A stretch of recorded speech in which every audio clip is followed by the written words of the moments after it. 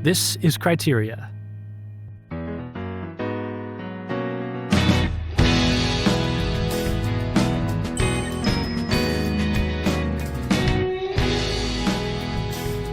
Hey everybody, welcome back to Criteria. I'm Thomas Mirus, and today I am here with special guest co-host Nathan Douglas. Hello, Nathan.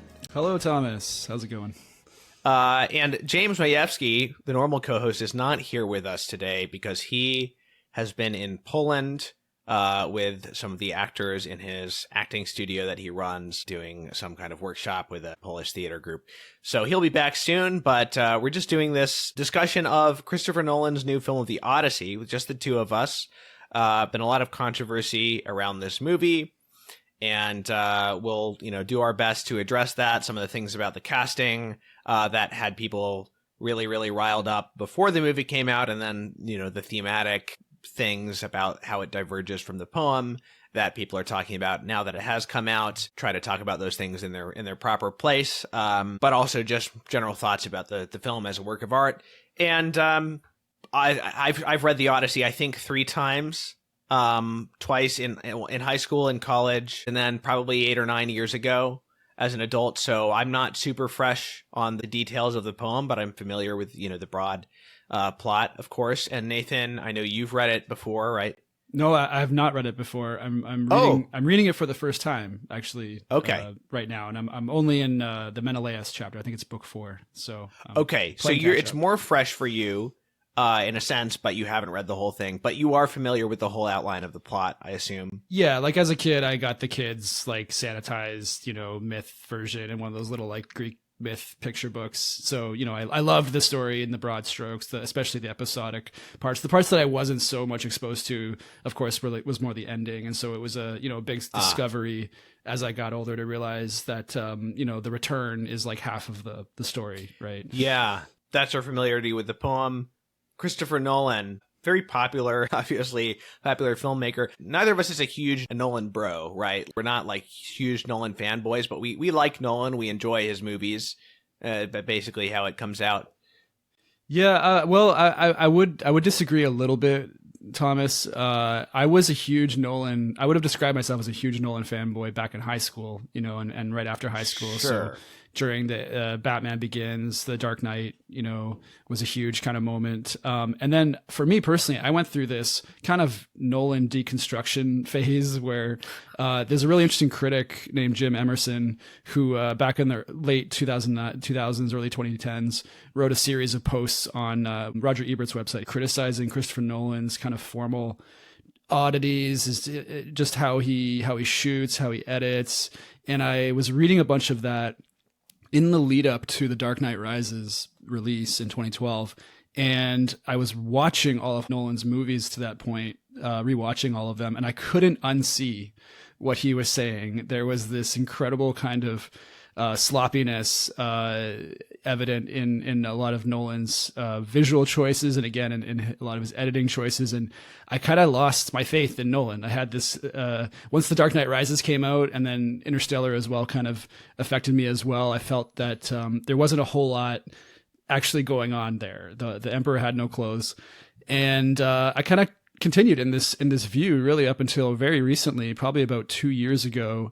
It was the combo of Oppenheimer and the Tenet 70 millimeter re-release, which I saw, the re-release of that.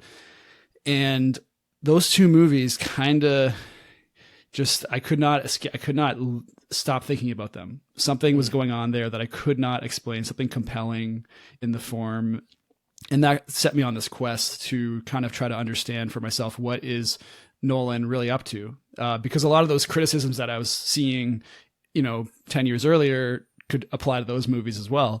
And yet something compelling, something deeper seemed to be going on. So I count myself on a kind of like, I'm on this circular kind of arc of going from being a Nolan believer, losing my faith, and I've kind of come back to it, older and maybe a bit more grizzled. And I'm just fascinated. I am really fascinated by him at this point, and what he's doing at this stage of his career. Okay, so you've seen all of his movies? Yes. Yeah. Okay. So I think there's at least one or two early ones that I probably pre-Batman ones that I haven't seen. I mean, I saw Memento when I was a teenager, but nothing other than that.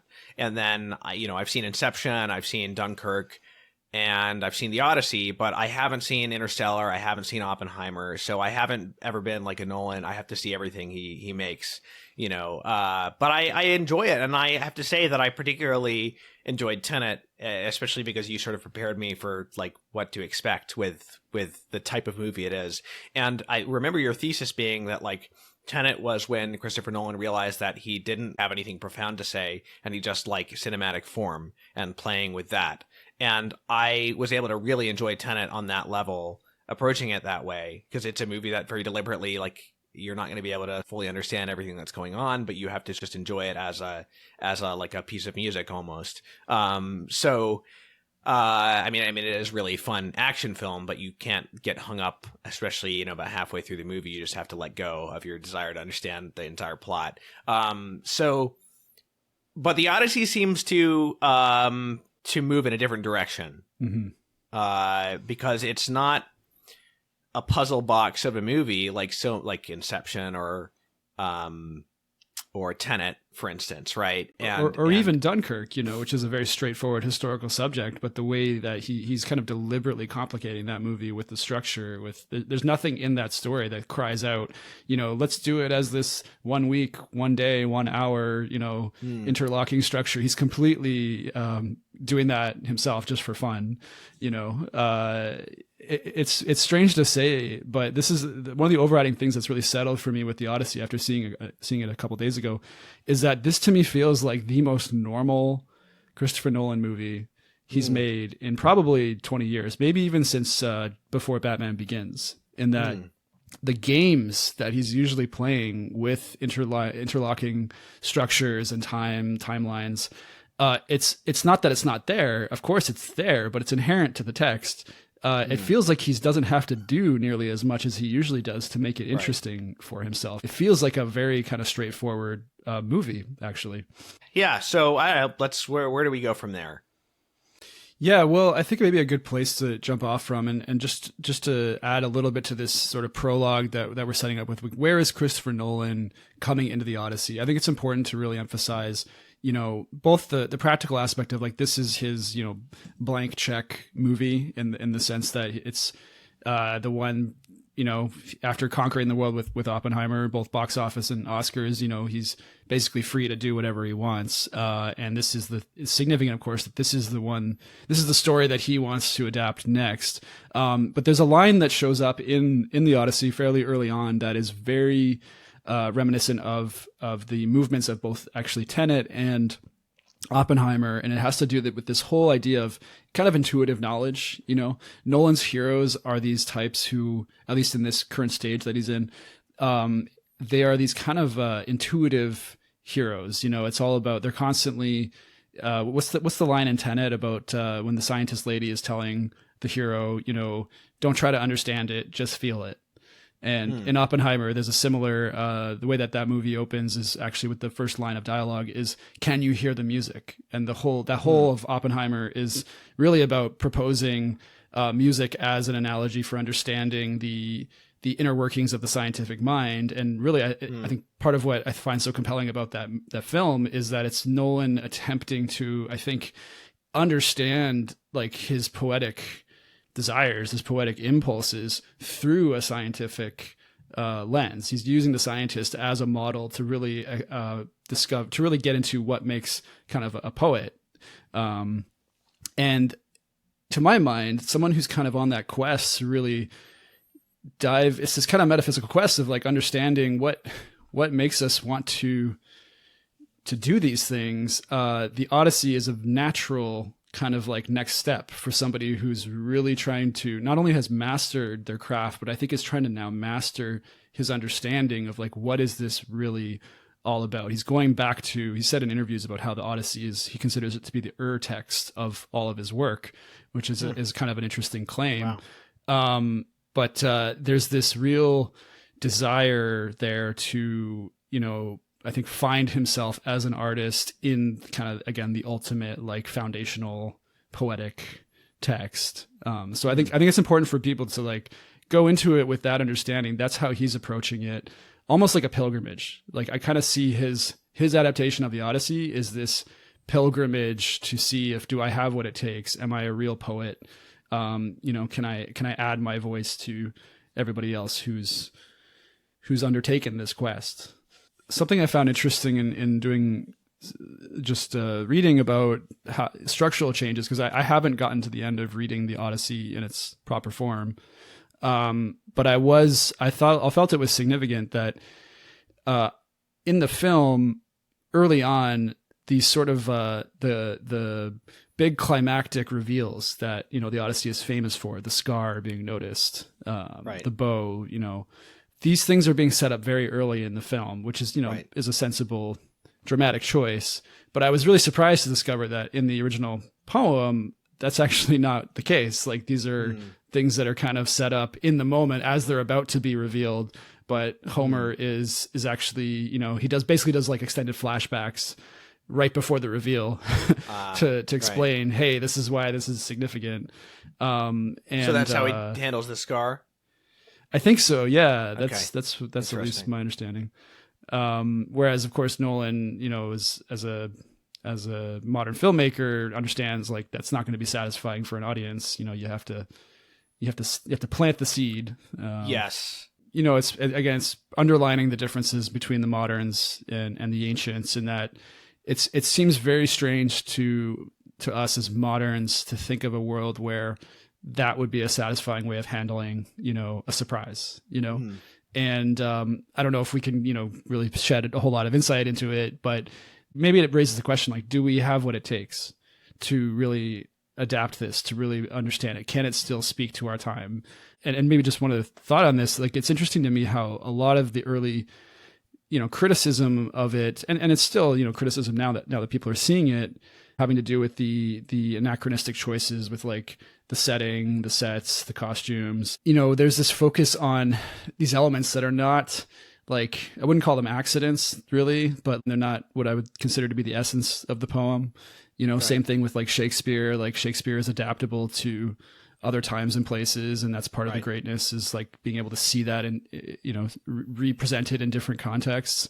And part of this desire to sort of see like a more historically grounded Odyssey, it's an understandable and a perfectly valid desire, but I feel like it is kind of missing the forest for the trees, and even just getting at, again, what is the appeal of this for Nolan? What is the appeal of this for the modern person, or at least he's trying to address that.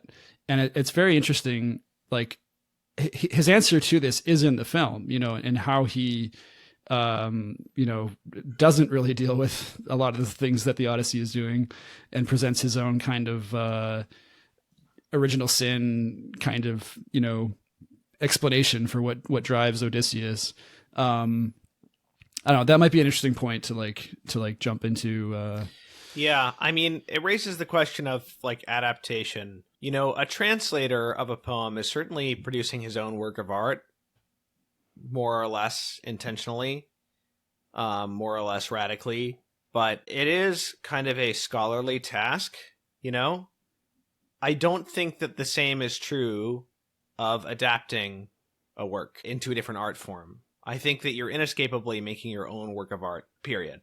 And that doesn't mean that we wouldn't praise, Brideshead Revisited, like we did, for being very accurate and faithful to the source material, but there might be something strange about expecting someone to reproduce like the ancient worldview completely, along with making a film of an ancient poem, because that raises the question of like, okay, why do this? Why make a movie of this poem to like put forth a worldview that's not your own as an artist? That's fine if you're a scholar and you're trying to like give people a window into what the ancient worldview was, but that's not really the job of an artist, purely speaking. Like, it's a personal work. I don't, these are kind of off, the top of my head thoughts on this, but it doesn't seem to me that an artist would be even being true to himself and his own gifts if he didn't transform his material in some way. And so that especially applies. I'm obviously more sympathetic to this when the worldview of the original. I agree with the original work of art and its worldview, right? So like if somebody was going to be unfaithful to Tolkien in a way that like watered down his themes or something, I would be more bothered by that. But I'm quite unsympathetic with the things that say, no, you have to include, this is like a right-wing thing. He didn't include the hanging of the execution of the maids who slept with the suitors. And it's like, no adaptation has done that. Probably no adaptation should do that, because like, why would you, you might argue with the reasons that somebody chooses to keep something in or leave it out, or an inconsistency or something. But it's not compelling to me that you have to reproduce the worldview of the original poet in a work that is not a translation. An adaptation of a book into a movie is not a translation, much less a several, however many thousand year, is it 2,500, 3,000 years old poem? I think it's a bit silly to expect it to be completely reproduced literally. Now, it still should be recognizable as a story, but I don't know. I haven't totally thought this through, but it strikes me as like a misguided expectation for everything to just for the artist to not put any of his own worldview into it. Because why would a modern filmmaker be spending bajillions of dollars to make a movie that like is not expressing his own worldview? And you might say, well, then if that's not then you shouldn't adapt that work if you don't agree with its worldview fully. But I just don't think it's that. I just don't think it's that simple. I don't know if you have any further thoughts about that, but. No, I agree. I don't think it's simple. It's a complicated, it's a personal thing. Ultimately what draws, any artist to adapting, a work that they admire is a personal thing, which isn't to say that it's not like understandable, that we can't, discern the reasons for it. But I think we lose something when we don't kind of give pride of place to that impulse, to really approaching it first as a response. He's having a response to the greatness, to the beauty, the truth, the goodness of a particular work, and wants to not just add to it, but really like the interpretation of it, the experience of kind of going in, interpreting it in a new way is, it's kind of a way of trying to give that gift back to the work. It's almost kind of like a student, presenting to the teacher, hey, this is the impact you made on my life. Now, that doesn't necessarily mean just because somebody does that doesn't mean that they're going to make a good adaptation. But I think that if we want to understand what's going on, like we kind of have to start there and then of course go outwards and we're free to judge the results. We're free to say, okay, he didn't incorporate this element, or these elements were treated more as accidental as opposed to essential. We can judge all of that and make an assessment. But, I think it's important to start with that framework of this is a personal response. Yeah. I mean, Shakespeare used a lot of previously existing source material for his plays. And I think it would be very silly to say that even with the historical plays, much less the plays based on tales and legends, that he wasn't, or previous plays by other people, that he wasn't changing it to fit his own view of things. He quite clearly was. There's an art to doing that. But I mean, it also goes back to like from a Christian perspective. You look at Saint Basil the Great's letter on the use of Greek literature, and he says, in terms of reading, studying the pagan classics, I take the good and leave the bad.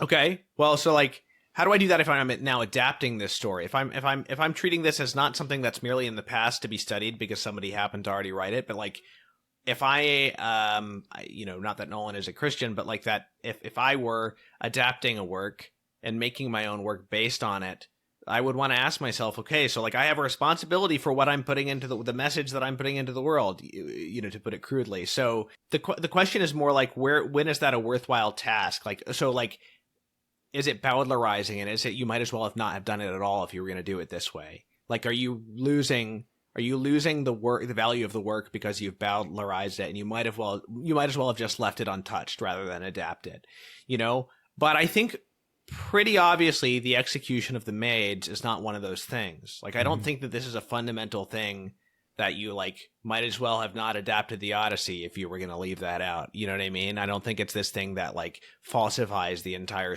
thing that Homer himself was getting at. So that's just an example. And it's not to say that Christopher Nolan didn't do things that more fundamentally transform the worldview of the poem in ways that we may or may not agree with. But I think that you have to, a lot of the criticisms are people are just grabbing anything they can to attack the movie, and it's not always very consistent or very intelligent. I understand some of the defensiveness, which we'll get into with the casting, and the suspicion of filmmakers being able to not subvert ancient source material and stuff like that. But I guess maybe the question we could talk about is like, is this a subversive take on the Odyssey? It doesn't come across to me as subversive in a kind of like, it's not the Green Knight. The Green Knight is a deliberately subversive take on the medieval poem. I don't think that this is a deliberately subversive take on the Odyssey. I absolutely agree. I don't think there's any intentional subversion, except insofar as he thinks that it's allowing him to get to the essence of what it means to him. And that does result in obviously some very significant changes. I think the thing that's stuck out the most for me, as it has for many others, is the whole, what many are describing as a Christian or a post-Christian kind of treatment of Odysseus and what drives him. And even just to take that a bit, specifically the guilt of destroying Troy, and all the consequences of that on his soul. But even more, like I mentioned earlier, that I feel like he's approaching an adaptation of this as a pilgrimage. And it's very striking to me that, at the heart of the film, the thesis statement of the film, which, is literally a statement that Odysseus is making, to his wife when he returns, in this confessional kind of manner, it's this kind of account of like, it's this alternative account of like original sin in this kind of poetic universe. And it's just to give a tiny bit of context with kind of where I'm coming with this. One thing that I found very striking about Oppenheimer. So we'd already mentioned how Tenet is kind of this, you described it, Thomas, kind of reusing something that we said from our conversations a while ago about it's a film where he discovered, it seems like Christopher Nolan discovered he didn't have anything substantive to say, and he's okay with it. And it's just able to do this kind of like roller coaster, action movie ride. And it's interesting how that he goes from that to Oppenheimer. And I think part of what he was discovering with Tenet and with Dunkirk as well, with discovering his ability to work with structure, and that he enjoyed structure for its own sake. Structure doesn't have to be wedded to a narrative purpose anymore in Christopher Nolan's universe for it to be effective or for it to be beautiful. I think that's what he discovered after Interstellar, is that I love structure. Structure is driving everything. Structure is the essence of kind of like what I want to do. And so I'm going to build everything kind of around that principle. And with Oppenheimer, I think he was taking that discovery that he made, and he was trying to apply that to history. And he's trying to understand history itself as this kind of like, as a structure or as a series of structures that are built really through words, through testimony, through accounts. And that's probably why that film, I know you haven't seen it, Thomas, but I'm sure many of our viewers have, that whole movie is just wall to wall exposition, and it's crazy that somehow he made a 3-hour movie that is rips in terms of speed. It's just nonstop. It's very entertaining. And it's just constantly people telling each other stuff that kind of they already know, or that they have a sense of. Again, it's very expository. And I think that's not just him, like, being, a lazy filmmaker or whatever and trying to rely on the words to carry everything. But I think it's that he really does believe that is kind of how there's a deeper structural meaning to like how everything is from that. He's a very literal filmmaker in how the dialogue he uses, and like the often very clunky, like words are very important to him, which is kind of ironic given his reputation of being the ultimate visual entertainer right now with the dominance of IMAX. He's the only filmmaker who's shot an entire feature film in IMAX. He has this reputation of being this visual master. And then at the same time, like there's that fascination, and then there's the over-reliance on words. At the same time, there's a kind of like, you see this through a lot of his films, starting from The Dark Knight Rises, especially, where he is trying to enter into the imagination of a character, and he has the world's best actors like in front of him.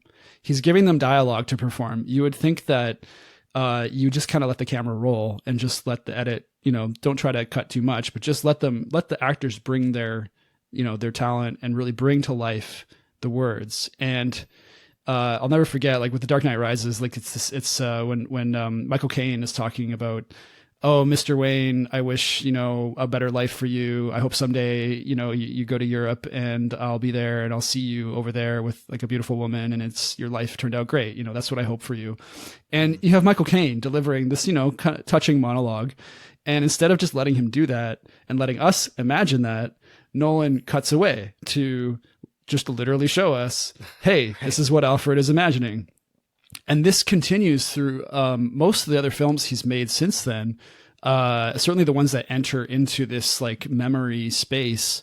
And it's all over the Odyssey, especially where, characters are telling each other things about, hey, the Argos, the dog, like, I remember when he was a puppy and like, boom, let's go to see him as a puppy, or that's probably a less annoying example, but there are many other examples in the film where characters are telling each other things, important things, and instead of just letting us kind of sit with that and enter into that with our own imagination, we see it as images. And the reason I'm kind of going on this long rant about this is because to me, there's a certain kind of trust or distrust, of course, that any director has for the audience. They're always trying to gauge what can an audience handle, what is the necessary information to give them.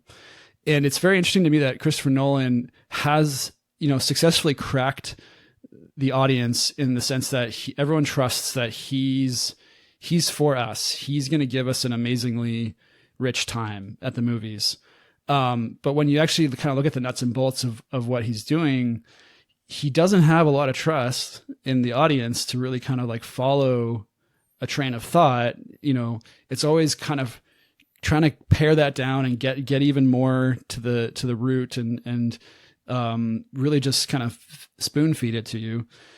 And like the way that this is deeply tied into, I think, how he's approaching the Odyssey on this kind of pilgrimage quest of like, what do I have to offer? What can I do with this? And, ultimately the thesis that he's kind of offering to us is, it's kind of like this account of like poetic original sin. It's like, it feels to me like he's grappling with just the reality of human suffering in a way that he couldn't in Oppenheimer. Like Oppenheimer was criticized for not showing the effects of like the atom bomb being dropped. And that's, I guess a fair criticism from a historical point of view, but it's really kind of missing what was he really after? He was really trying to get at like the way that meaning and history is formed. Like basically the effects of it weren't what interested him. And it's almost like, I don't know if that criticism really hit him hard. I wouldn't assume that that's like why he wanted to make the Odyssey, but it is very compelling to see how much that very question, like the effects of suffering, is like driving the Odyssey. And it feels like a deeper plunge. It feels like he's trying to go deeper into like, okay, what is it to be a person? What is it to be human? And it's hitting this kind of bedrock of like original sin. Not only that, but he makes one thing the poem does not seem to be about to me, more or less at all, is like the fall of a civilization. But he makes it about that. That's kind of the central thing in a way. And so he takes things that are in the poem and draws them out to a greater extent and hammers on them. So we should mention like Zeus's law, right? So when Zeus's law is first introduced to us, and it's invoked throughout the film very frequently, when it's first introduced to us, it's basically the golden rule. Like somebody says, do to others as you would want them to do to you. Or it's not the exact same words as like the scriptural quote, but it's the same exact thing, close, basically. Yeah. Now, that is a little bit lame to just like take the golden rule. not that nobody, I mean, people had said that before Jesus did. It's true in history, but to take that and make it Zeus's law is a little silly. But then it gets specified for the rest of the movie. It's not just reduced to that. It specifically has to do with hospitality and like being a guest or receiving guests, strangers, which is something that is very much a theme in, you know, ancient Greek society, literature, and certainly in the Odyssey because it's a road movie. So it's inescapably about what happens when you go and stay with or encounter strangers. And the whole thing is, you know, these suitors who are guests behaving badly in his home while he's away, right? But in Homer, the Iliad doesn't include the sack of Troy. It ends before that. The Odyssey sees it in retrospect, briefly. Nolan brings it in much more as a heavy focus and explicitly in order to have Odysseus be this guy who feels guilty about what was done in the sack of Troy, in particular about the breaking of honor or hospitality. That happened with the Trojan horse. In other words, this thing that was presented as a parting gift, the Greeks pretended to leave and stop attacking Troy, actually was, you know, this way of sneaking them inside the city, obviously. So that is deemed in this movie to have been this breach of, you know, what seemed to be a sign of generosity and peace was actually this way of attacking and killing everybody. So that's something that is definitely like he's drawing on things that really happened in the sort of broader legend of the war, the Trojan War.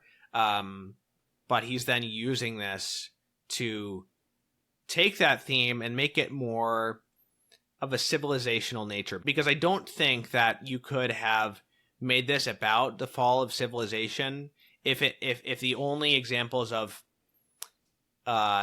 hospitality gone right or gone wrong were just the episodic parts that are in the Odyssey itself. Even the biggest example, which is the suitors themselves, you can't make that about the whole fall of a civilization. But the ruin of Troy being in the background seems to be this. This is this original sin. This is the breaking of hospitality, which is now going to, you know, prefigure. We're essentially told it's prefiguring this downfall of this civilization that's going to happen because the sea peoples, we keep hearing about these sea peoples that are going to attack and destroy, you know, the Bronze Age civilization. So that's obviously a new element introduced by Nolan, because you were telling me before we started recording that historians speculate that this is what brought an end to the Bronze Age. Basically, it was like the Phoenicians or these other mysterious sea peoples taking over. Nolan is taking elements that do exist either in the poem itself or in literature surrounding it or coming after it in, you know, the classical Greek era, for instance. But he's putting it all together in a way that, like, it's not just about the ancient value of hospitality. It's about the fall of a civilization, and you can't make a movie about the fall of a civilization without it being in our time and place, without it seeming like, okay, this is a very modern concern. We feel like everything's falling apart. What made it happen? You know, some people will want to say, oh, he's saying that like civilization is failing because we're not welcoming immigrants or something, like because of some quote that he said in an interview or something about, you know, welcoming strangers or something. But I don't think you can take the movie to just be saying that. I think it's a much broader thing. I mean, even before the sack of Troy, you know, this stealing of Helen is a violation of hospitality, right? So, like, it's this cycle, and the sack of Troy is most significant because it's the most destructive, essentially. He is introducing his own thoughts, he is introducing modern concerns, but, like, it's in a way that sort of draws on and remixes elements that are already there, and I think, like, has a fundamental respect for them. So the question is, like, how interesting do we find these themes, and how interesting do we find his take on the character of Odysseus? To some extent, it does feel maybe a little bit slapped on, like the moral, you know, and especially because it's hammered so hard explicitly, the Zeus's law thing. I think it would be more interesting if it was allowed to just emerge from the material in a way that wasn't like giving us this heavy-handed lesson about civilization. On the other hand, I think the idea of Odysseus feeling guilty is something, again, that has a real root in the source, not in the Odyssey itself, but in the broader Greek reception of this figure of Odysseus, because in many other tellings, he's presented as this kind of dishonorable, skulking character. You know, they didn't like his living by trickery like we do now. So I think that, you know, taking those ancient classical Greek critiques of Odysseus, right, but then like just having them be in the character himself, like in his own sense of guilt, instead of mainly delivered by others, I think is like a valid take. I think it's a valid adaptation. It's a valid twist on Homer. I saw the movie The Return, which I think was 2 years ago, with Ralph Fiennes playing Odysseus, and it's just the return to Ithaca, and that one takes a similar stance in that it's partly guilt, war guilt, but partly PTSD. I think this emphasis here is more on guilt than on PTSD per se. I think it's valid insofar as it goes. It might be less interesting, though, than the character of Odysseus that we get in Homer. Less compelling because, you know, I think that it tracks with, it's less surprising, right, in a way, because this is what we get in all modern adaptations of things, right? We get the more conflicted hero. We get the more self-doubting hero, right? And it's like, not that like there's not real human nature to be discussed there, but, you know, it makes it stand out less as a memorable adaptation precisely because it's giving the modern twist on it, on the character. I mean, like, I it's not so much the themes that of the Zeus's Law that concern me here as like the fact that the character of Odysseus himself is perhaps reduced somewhat. I don't know. What do you think? Yeah, I agree. The thing that's kind of settled for me and since seeing the film about 3 days ago is, you know, look, I'm not against Matt Damon. I think he's a fine. I love seeing Matt Damon in just about everything. You know, he's a compelling presence, but there is nothing in this film that makes the same impression that even you find in a film that I consider to be much inferior, Troy, which, you know, it's been discussed a lot online, especially by critics, you know, as being a superior kind of treatment of Homer. And I think those people are deluding themselves. But the treatment of Odysseus in Troy, especially in the extended director's cut of that film, played by Sean Bean, like, is a very lively, you know, when he shows up in that movie, you're like, I want the Odyssey. I want the whole treatment with this kind of take of this fully human person. You know, it's a very lively performance. And there's nothing in Nolan's Odyssey that kind of approaches that level of just, you know, texture. And it reminds me of somebody else. I was some other commentary I was seeing on social media. Someone brought up Eric Romero's Percival, which is an adaptation of the Percival legend, which is an incredible film and one of the most wonderful works by a Christian filmmaker, I think that's out there. And it's an incredible treatment of a medieval worldview, because it really tries to take the medieval worldview at face value and try to present with as little kind of like modern intervention as possible, what it would have been like to just experience the Arthurian legend literally sung in many cases. Like there's music, the poetry being sung all throughout the Percival, the film. But it has moments that, you know, where the hero, you know, is obviously not being heroic, or he's being violent, and it's, of course, it's being treated in this very jarring way for a modern sensibility, because it's still in the context of this sung kind of jovial, you know, basically we're talking about like the tonal difference, or there's like a tonal kind of interference that we have when we're approaching works like this, where it's almost like we can't imagine somebody being violent or you know, assertive or whatever in a kind of like comic or lighthearted way, you know. Everything has to be dour, everything has to be, you know, gloomy, melancholic. Right. And I relate to that a lot as a melancholic personality myself. But that's I think the striking thing is, like, I think we have more I think filmmakers, when they take the melancholic route with these kinds of historical or mythic adaptations, they are not putting enough faith in basically like human nature to be able to deal with the strangeness of the tonal jumps, of that, you can go from something that's like incredibly tragic to something that's incredibly comic. And that it's a challenge to do artistically, but we have the capacity to do it, and perhaps like the evidence of these works, these poems being so important to our history and our culture is like, it's evidence that at one point we did have the ability to have this kind of more complex relationship with reality.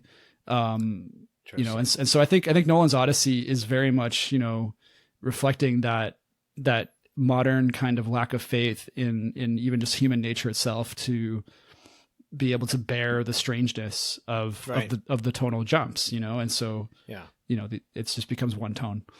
I mean, you see that in the lack of color in modern films too, like the lack of light, lack of brightness, lack of color. Totally. A couple things. All right. So you mentioned Matt Damon. I would say that there's no standout performance in this film. I don't think there's any character that I thought, oh, I can't imagine anybody else playing that, or like this is a really memorable performance. It's all just more or less fine, right? Yeah. It's not particularly memorable, and there's a flattening too, I think, in the dialogue style, like it's just all very contemporary. And the funny thing to me is that the only time he gets into like poetic and heightened language is when he's expressing like very distinctively modern ideas. When talking to Penelope near the end, Odysseus says, "To burn the walls of Troy was to burn the world entire," which almost sounds like an adaptation of like a real quote that I've heard somewhere else. Something about the world entire. It's Schindler's List. Is it? It's literally taken from Oh no! Tell me what did he say in his review? So in Schindler's List, the famous saying is to save. I guess it's drawn from a rabbinical saying, but it's to save one life is to save the world entire. Okay. Yep. All right. So it's Schindler's List quoting an old saying, right? Okay. Yep. Yeah. So. Yeah. So that jars gets like, wait, is this a like adaptation of some famous quote from some much later period? Like what's going on here? And the answer is yes, it is. Yeah. So, and then Penelope has this sort of like practically like a poem that she says to him a couple times about she wants to escape with him. That's also something I didn't like is when before he leaves for the war, she's like, let's go run off together and escape. I just don't think that would have been a thing at all. But in the end they end up going off because, and there's at least some like ancient pretext given for this, which is that he has to go and offer sacrifice to honor his crew that he failed to bury along the way, because failing to bury the dead is another aspect of Greek piety along with hospitality. The fact that we get like the Mad Max ending with him going off instead of like enjoying his rule is Mad Max Fury Road I'm referring to specifically is like coupled with this super poetic heightened dialogue, which I think is, it's a little lame sounding. It doesn't, none of it quite comes off when he's trying to be heightened. You know what I mean? It's more distracting. It sounds more modern. The ideas are more modern, but it's like where he feels the most strongly, I guess, must be these modern ideas. And so he's making them the most poetic, something like that. Well, there's an incredible line, and I can't remember the exact phrasing of it, but to me, the line that leaped at the most is it's in that final stretch. And Odysseus says in voiceover, it's while we're seeing them on the ship about to sail into the West. And I'm laughing because, of course, I'm thinking of Lord of the Rings there. Yeah. But anyway, he says this line of like, "This is the story we will tell to those." It was so odd. I don't think I can repeat it, but basically, it was along the lines of like what it sounded like was, "This is the story we will tell to those before we could write," or something. Like there's some reference to like writing. Does this ring a bell? Yeah, well, he says the stories will only be sung at one point, and like this is how things will be preserved. I didn't quite understand what idea was being conveyed with the singing versus writing thing.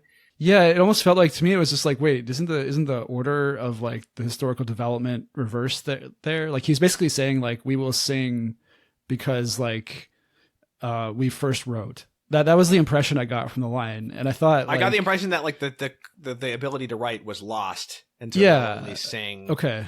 I don't know. Is he thinking that people in the future will be able to learn from their mistakes? I'm not sure. I think that's the implication. It just sounded so strange. Like when I would have thought that every historical account of like writing, or maybe this is just the kind of Platonic tradition or whatever, of like, writing is a step down from like oral culture, right?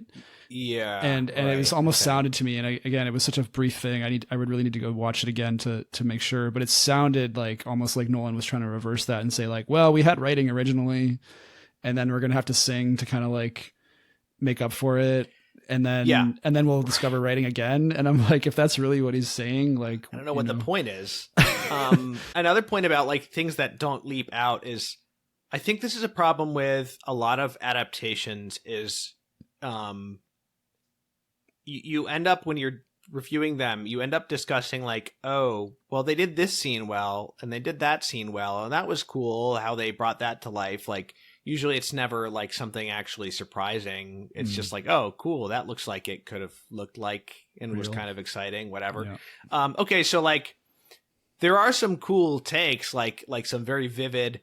All right, so the Cyclops is like really freaky, and the way that they have it speak and like not really be understandable. I think that's all cool stuff.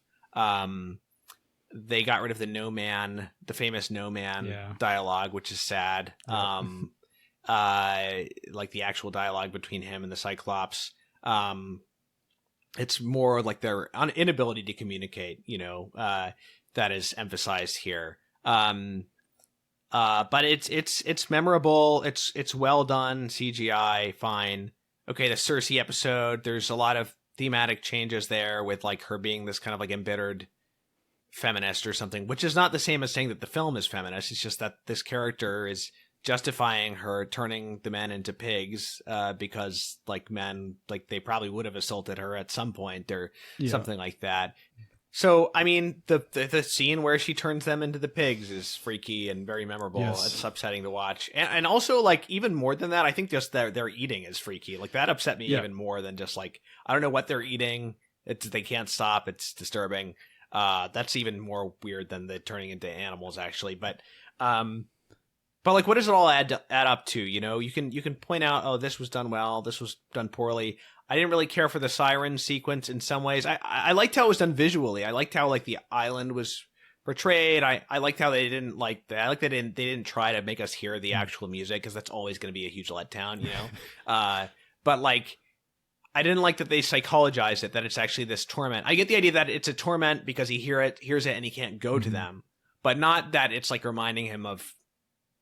I mean, I guess that the best read on it is like the pain, the nostalgia, and the pain that like beauty awakens in us, right? That it's like so beautiful that it's painful, and it's like reminding you of everything that you've lost or that you can't have or whatever. So there's something legitimate to that, but I also kind of feel like, what if it was just that like it was really, really, really, really beautiful?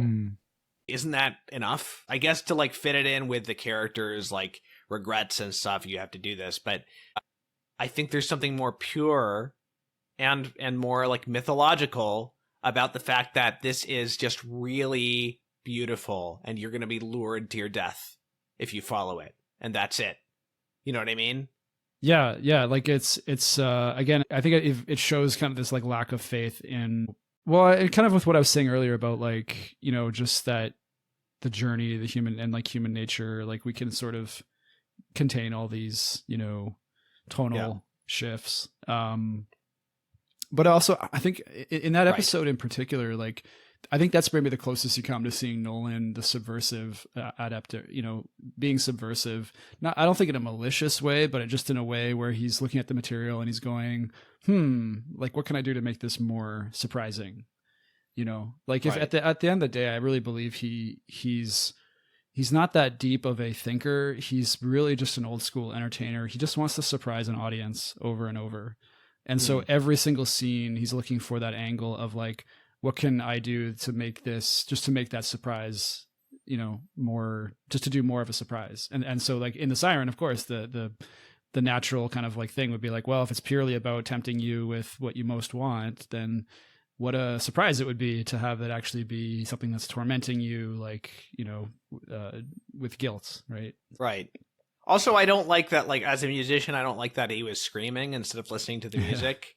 Like, how can you do both both at once? I get you have to show that he was being tormented and stuff, but it's just, I think that the thing is with mythology is like there's a simplicity and a purity to it that doesn't like spell everything out, right? And so you lose some of the power and the mystery of the mythology if you just like have it be explained in these psychological terms. I think that's a problem with how modern people approach it. Now, Homer isn't pure mythology. I think it's a mistake to think that like he's just conveying myths, not just because of the historical elements in there, but there is complexity to these characters, and there is like a realistic picture of human nature in some ways being drawn.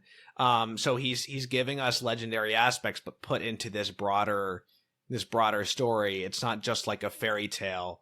But I also think that some of those individual elements need to be able to retain their kind of purity. Yeah. And don't mistake simplicity for superficiality. I think there's a lot there in the sirens luring people with the beautiful song without having to like explain it in some way. The scene where Nolan, I think you kind of see this principle in action of like letting it kind of be what it is. And I think it's one reason why it's my favorite section of the journey is the Hades, you know, where the incredible, you know, incredible location, shooting that in Iceland, and I quite like that. So scene. Evocative. But what's really interesting is, you know, the whole film is dancing on the edge of like, it's not really willing to commit to a truly sort of supernatural view of the world. So like you could watch the whole film and think the gods that appear are just psychological manifestations. But Hades, of course, is the section where, you know, it really is, it's towing both lines, and, you know, they offer the sacrifice, they slaughter like a sheep or a goat, you know, to bring up the dead, and the dead show up and they drink the blood, and it's, you know, all faithful to the poem. And it's like, like, I don't know. Anyway, I just love how he rendered that whole section. It's incredibly creepy. It's incredibly visually evocative. And my favorite, I'm just gonna throw this as an aside, my favorite character in the whole film in a way is Tiresias. Like, I just love seeing the concept. Like, he's just, I don't know, it's just so creepy, but so like cool at the same time, like how they handled that. But anyway, that's an area where the psychologization you're talking about is not, if it's there, it's not actually doing a whole lot for the material. I don't think he's even really trying to do much with it there. It's just letting it be this crazy supernatural kind of like thing, you know? Yeah. So the film is a good viewing experience, but you know, at the end, I don't know that like it all adds up to me with the same impact that like, you know, is more than the sum of its parts. I did kind of feel that, the return, because it kind of like takes a bit of a heist format, you know, where it's like, okay, he's back. You know, it's funny to think about when I was a kid and I was reading the Odyssey, like the sanitized version. Of course, the return in a book for kids, the return was not really, it was just kind of handled in a few lines of like, oh, he gets back and then they kill all the suitors at the end. And you're like, okay, whatever. But the really fun stuff, of course, is the monsters and all the fantastical elements. And I felt kind of the opposite here, where I felt like actually Nolan's interest was not that I wouldn't say he wasn't interested in the fantastical parts of the journey, but to me, it felt like it was very much like, we got to move on. And I didn't feel like he got really invested as a director all the way until Odysseus is back and he's gathering the plan. He's putting the plan together. And there's a real like heist movie satisfaction, I think, to just seeing the parts come together, and especially the reunion with Telemachus, where he has to save him from the assassins, you know. And the reunion with Eumaeus. These like cascading reunions where you're just like, you're getting together with your old friend who's going to help you with the heist. Yeah, it's like every how many Nolan movies where that's happening, you know, Inception and Tenet, and just gathering the team. You know, it's bread and butter for him. So I don't know. I felt like he was like having fun there. That's where I felt like he was like having the most fun. You know, you could kind of feel the investment. Sure.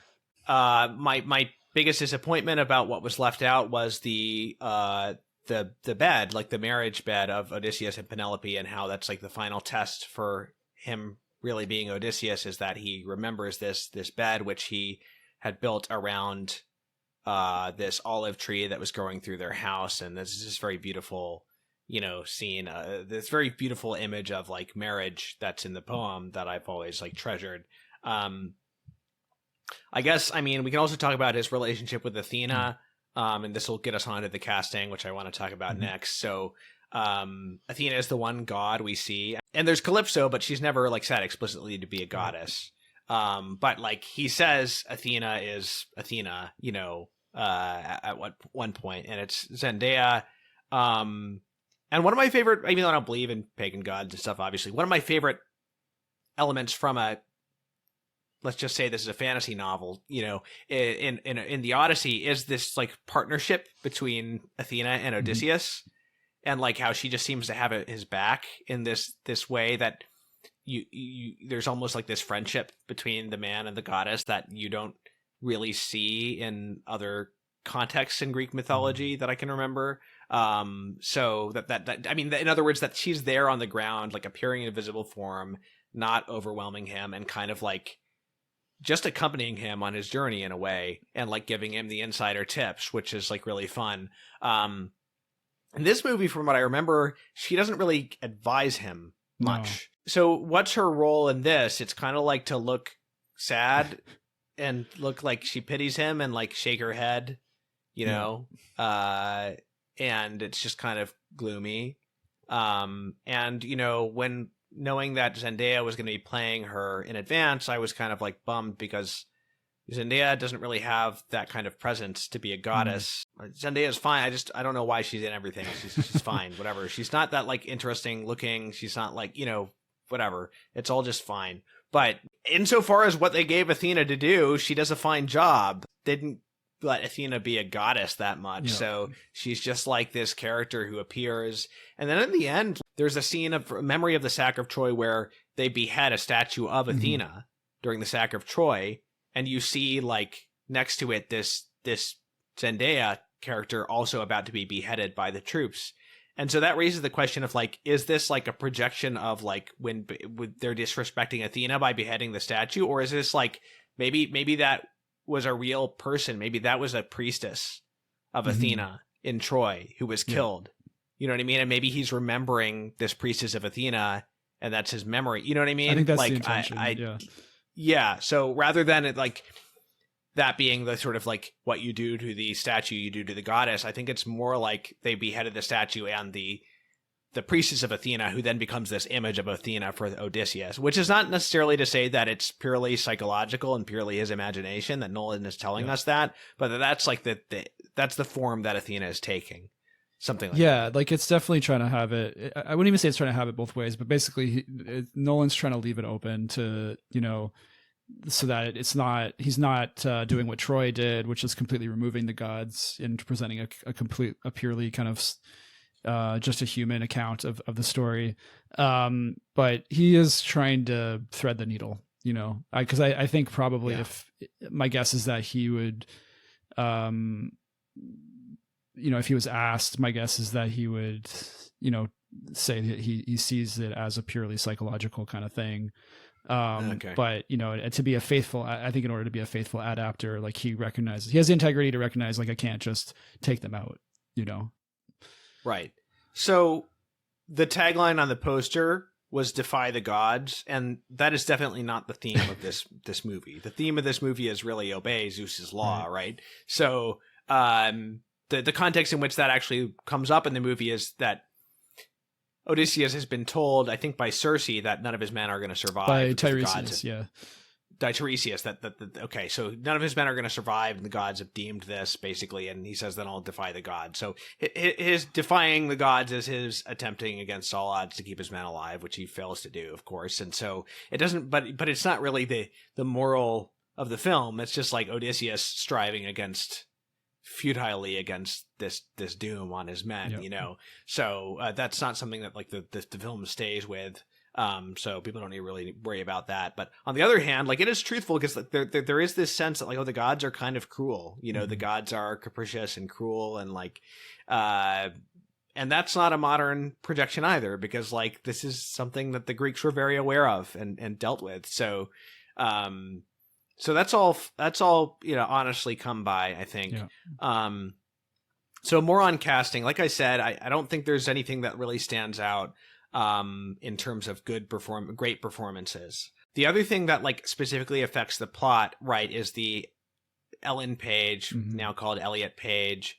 For those who don't know, this is an actress who was in at least one of Nolan's previous films, in Inception, definitely, and went transgender, went through the surgery, all this horrible stuff, now goes by Elliot Page, plays a male role in the film, did not play Achilles, but played a character who, in the context of the underworld scene, is in place of Achilles. So there's this real character, Sinan, who is in the film this young boy who wanted to go in the war, or Antinous, who is like the chief suitor, back on Ithaca, wants to go to the war, and this slightly older youth, I guess, replaces him so that he doesn't have to go. Yeah. So Antinous is older, and Sinan, oh, okay, even younger. Yes. Sinan really probably shouldn't have been there. And Sinan is the one who is the patsy for the Trojan horse, because they have to leave one soldier behind to like explain to the Greeks this is like a parting. To explain to the Trojans that this is a parting gift from the Greeks because they've given up besieging your city. Sinan gets killed and is sent to the underworld, and there's this confrontation between him and Odysseus. Saying him because the character is a male character, about the fact that Odysseus set him up to die, basically, or to likely die, and believing a lie, not even knowing what it was all for. I don't know why he's complaining, because he knows what it's for now, so what's the problem? What would have been better if he had known what it was for before, and he would have died anyway? Like, I don't know what the deal is. But anyway, in the poem, it's Achilles, and, Achilles has been reduced to this shade, and it's like the glory of this great warrior has been reduced to nothing, and so there's something, like, very poignant there, which could easily have fit with the themes of this film, just as easily, actually. So I guess that raises the question of why cast Ellen Page, and why do this character move? Why have this character of Sinan at all? How do you think that fits with the themes of the film? Yeah, well, honestly, I think maybe the way I would understand it is even not so much to do with the themes of the film, but I think it's really more, I do think it's to do with really what's happening outside the film, and not in the sense of like, I don't think Christopher Nolan's trying to like make some big political statement by doing it. I think my guess is that it's really kind of more just trying to like help a friend out, or, That's what Steve Saylor was saying. Yeah, like, I don't know, when you're a filmmaker, like, obviously you like to work with certain actors, you develop relationships, right? And you're always, no matter what you're making, there's always going to be that in the back of your mind, like just that thing going where like, what about this person? Or do I have a role for this person? And I don't believe that the writing of this character was simply to create a role for Ellen Page, but so like at some point in the process, like these things kind of just came together where it was like it probably killed a couple of birds with one stone, because obviously like the themes of guilt and trying to get into that, Odysseus as this guilt driven character, Sinan is a key part in really stoking that, and just because we should mention like Sinan is not just made up by Nolan, he's taking this from Virgil's in Aeneid and inserting it. So it's not a pure invention on his part. Right.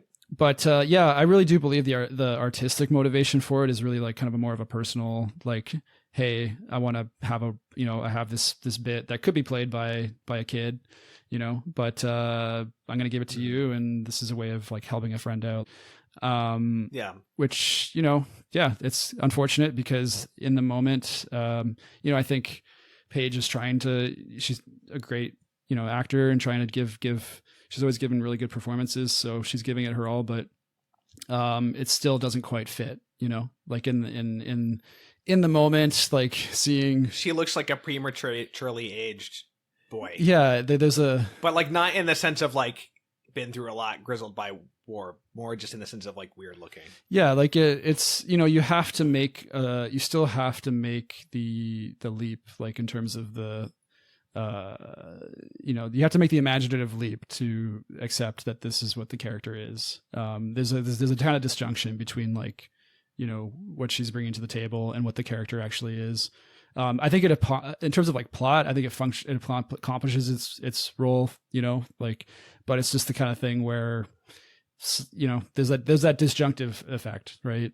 The payoff of this whole scene is that Odysseus gets to make it right as far as his dead crew is concerned by going off at the end of the film and, giving sacrifice in their honor. I would prefer that he would have stayed like he does in the poem, but like at least he's not left just being like a hangdog guy. He gets to like sort of make it right and in a way that is compatible with the values of ancient Greece in the sense of like he has to do something pious, at the very least. But Well, can we just pause there for just one sec? Just because I think that's a really important. It's a very, as the film is finishing, as we get into that confessional scene where he's basically confessing to Penelope his sins, and then of course sets everything, reestablishes order with killing the suitors. Part of me was thinking like, okay, this is, Nolan's being very faithful, overall to like how this is supposed to go. And I will say I do find it unsatisfying that at the end of all that, he still has to move on. And there's this like Nolanish trope of like the hero can never really go home, and it's something that I guess is maybe deep. Maybe it's just, something that is a very compelling theme for him. But that was one of the, that particular choice, even though, there are other literary traditions that talk about Odysseus moving on and going to the edge of the world and all that. To me, that was probably the biggest one that felt to me like an insertion of like Nolan going, this is my take. And it clanged. Like I really wish he had just stayed at home, and we had the traditional kind of ending. Okay. So some conservative reviewers were saying, oh, actually it was this bit of subversive genius that he cast Ellen Page because he puts her in a character that is like deceived and dies like living a lie and is like somebody who wasn't even like an impressive warrior or anything, and like that's there, and I guess you can read that into like Nolan's intentions if you want to, but I'm just gonna leave that there because I don't know that I'm convinced that like that's what he's doing. But like, I mean, it's obviously better than if like she had played like Achilles or something, So, I mean, the other thing, funnily more controversial than the transgender thing was Helen of Troy being played by Lupita Nyong'o, this African British actress. There's a couple of questions, right? So like, to me, the even more important question is like, much like with Zendaya playing a goddess, is Lupita Nyong'o beautiful enough to be the face that launched 1,000 ships? And she's not ugly by any means. She's quite a good-looking woman, but I think you have to have a certain look to be compelling as that kind of character. So I think that's a miscast. The other question is the racial casting, and this touches on a broader sort of diversity casting thing among the Greeks in the film. So Helen, people will say, well, she's a mythological character because she's the daughter of Zeus, I guess, but she's also the daughter of the Queen of Sparta. And she is the Queen of Sparta herself, and her sister is Clytemnestra, played also by the same actress, Lupita Nyong'o. She's the wife of Agamemnon. It just doesn't really make sense in this cultural milieu for, an African woman to be in this position, in this place, in this time. And, people will say, oh, well, you didn't care about the Cyclops and that wasn't realistic. So why are you drawing the line at like some color of somebody's skin? Well, I think that's just an unserious objection because just because something has fantastical elements doesn't mean that like you therefore have to throw out all, internal consistency in the world. In fact, the smaller things can add up to make the world as a whole feel more convincing and allow the audience to accept the more fantastical elements as exceptions to that rule rather than the whole world making no sense. And, we talked a lot more about the whole concept of diversity casting in our episode on the Rings of Mhm. Power. And so I don't want to get as deeply into this as we did there, just to sort of in the general principles surrounding this issue. But I will link to that clip in the show notes because I think it's a good take on it, especially from James. I think Steve Saylor pointed out, well, the Odyssey is about the difficulty of sea travel, long distance sea travel in this time period. So actually it is relevant, because if you give the impression that these people are just from all over the place and there's no internal consistency with a people, then that does sort of undermine the realism of it. So more broadly, Odysseus's right-hand man on his sea journey is played by an Indian actor. And there's also another African guy, and there's a Korean looking guy, and I think it's a Korean actor in the crew. But the most prominent other ethnically out of place character is this Indian character. I think that the most on the nose strange element of this is when they are burning and pillaging along the coast somewhere or some island because they need supplies on their way home, and they burn this village, and there's this old Greek guy speaking Greek. The only person who actually speaks Greek in the movie. And he thinks that they're sea people. And then the Indian actor is like, no, we're Greeks from Ithaca. And it's okay, this is kind of strange. Yeah. I have to imagine that there's something intentional in that. And I really don't, maybe call me naive, I don't think Nolan has shown evidence of being Mr. Woke. So I don't think what he's saying is that anybody can be a Greek. Yeah. I don't think that's what he's doing.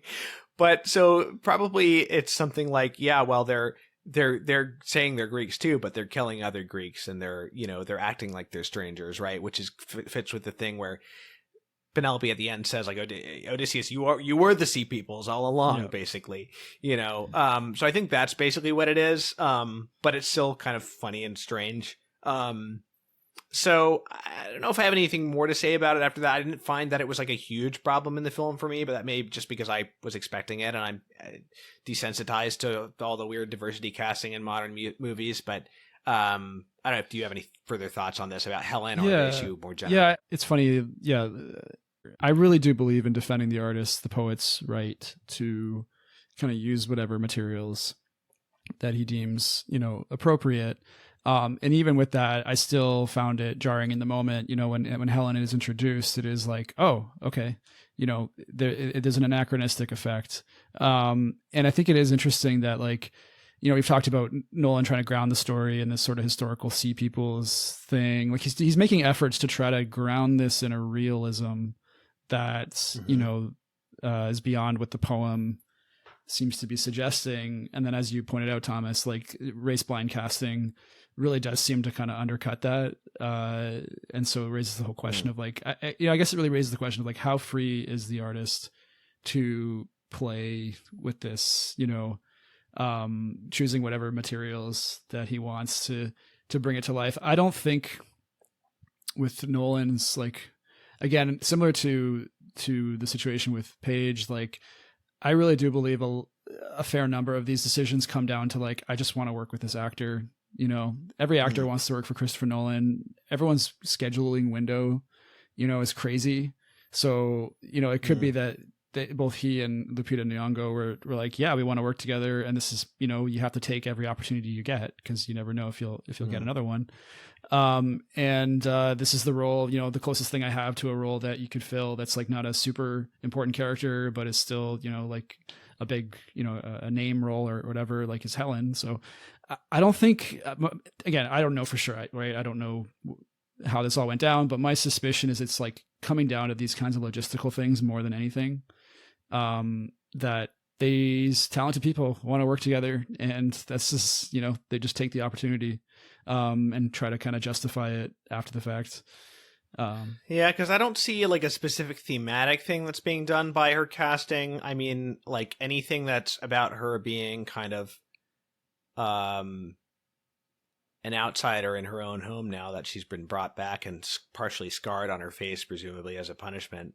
That all, can fit in with whatever he's saying, maybe wanting to say about women in the movie, but I don't think that her being African adds anything to that or particularly is tied into her character in any other way. Yeah. So Yeah, it does feel a bit arbitrary. I don't think it adds anything of value to the film, and I think that it's probably a negative to the film. On the other hand, I think people were freaking out about this way too much.